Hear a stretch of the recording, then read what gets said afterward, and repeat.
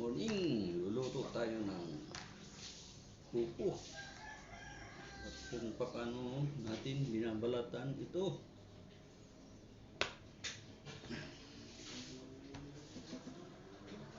Ganito lang po ang pagbabalat na mabilis sa upo.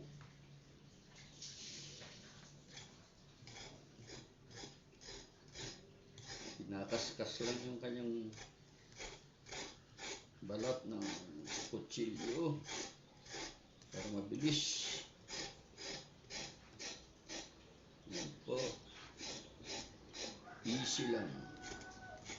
Gagawin natin gigisa lang natin sa masarap na sardinas.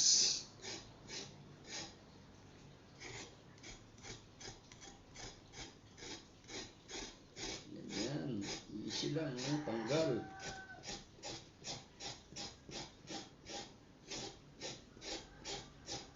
Ganyan lang, kadali. Hindi mo na kailangan ng nag-isip pa ng malalim kung paano babalatan.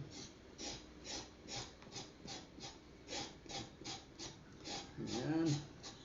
Mamaya nito, slicein na natin. Thank you.